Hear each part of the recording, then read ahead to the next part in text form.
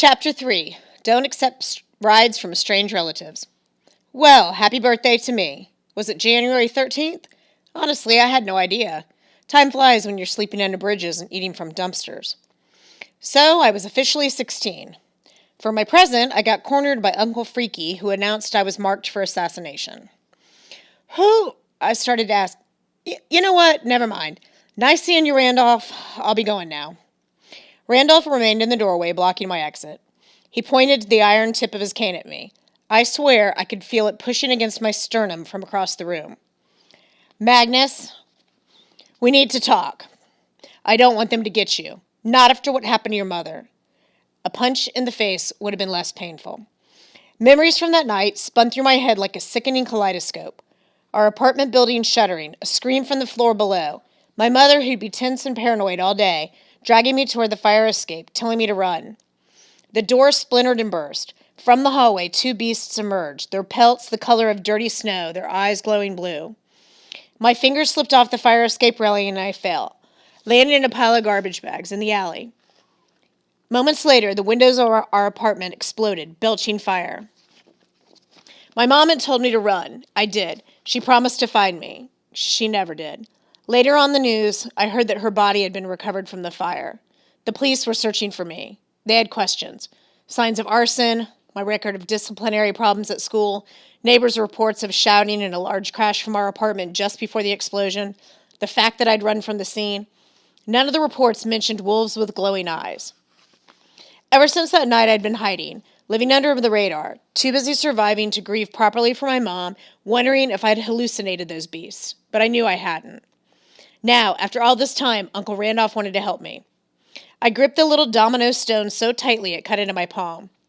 You don't know what happened to my mom. You never cared about either of us. Randolph lowered his cane. He leaned on it heavily and stared at the carpet. I could almost believe I'd hurt his feelings. I pleaded with your mother, he said. I wanted her to bring you here, to live where I could protect you. She refused. After she died, he shook his head. Magnus, you have no idea how long I've looked for you, or how much danger you're in. I'm fine, I snapped, though my heart was thumping against my ribs. I've been taking care of myself pretty well. Perhaps, but those days are over. The certainty in Randolph's voice gave me a chill.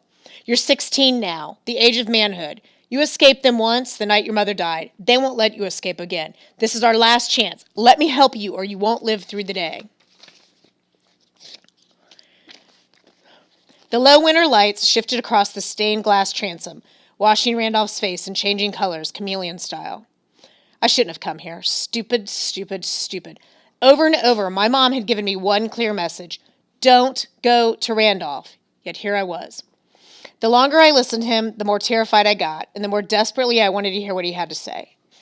I don't need your help. I set the strange little domino on the desk. I know about the wolves. That stopped me. I know what you saw, he continued. I know who sent the creatures. Regardless of what the police think, I know how your mother really died. Magnus, there's so much I need to tell you about your parents, about your inheritance, about your father. An ice-cold wire threaded its way down my spine. You knew my father? I didn't want to give Randolph any leverage. Living on the street had taught me just how dangerous leverage could be. But he had me hooked. I needed to hear this information. Judging from the appraising gleam in his eye, he knew it. Yes, Magnus, your father's identity, your mother's murder, the reason she refused my help, it's all connected. He gestured towards the display of Viking goodies. My whole life, I've worked toward one goal. I've been trying to solve a historical mystery. Until recently, I didn't see the whole picture. Now I do. It's all been leading to this day, your 16th birthday. I backed up to the window as far as I could from Uncle Randolph. Look, I don't understand 90% of what you're saying, but if you can tell me about my dad.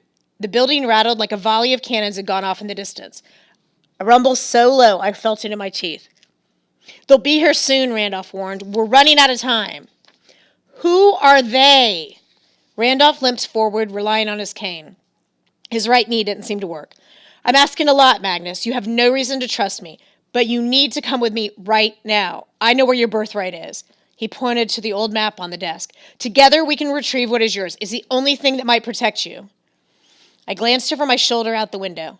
Down the Commonwealth Mall, Hearth had disappeared. I should have done the same. Looking at Uncle Randolph, I tried to see any resemblance to my mother, anything that might inspire me to trust him. I found nothing. His imposing bulk, his intense eyes, his humorless face and stiff manner, he was the exact opposite of my mom. My car is out back, he said. Maybe we should just wait for Annabeth and Uncle Frederick.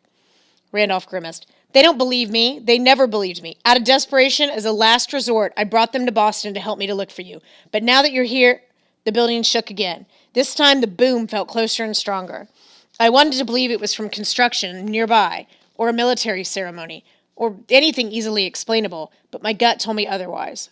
The noise sounded like the fall of a gargantuan foot, like the noise had shaken our apartment 2 years ago. Please, Magnus. Randolph's voice quavered. I lost my own family to those monsters. I lost my wife, my daughters. You had a family? My mom never said anything. No, she wouldn't have, but your mother, Natalie was my only sister. I loved her. I hated to lose her. I can't lose you too. Come with me. Your father left something for you to find, something that will change the world. Too many questions crowded my brain. I didn't like the crazy light in Randolph's eyes. I didn't like the way he said worlds, plural. And I didn't believe he'd been trying to find me since my mom died. I had my antenna up constantly. If Randolph had been asking about me by name, one of my street friends would have tipped me off, like Blitz had done this morning with Annabeth and Frederick. Something had changed, something that made Randolph decide I was worth looking for.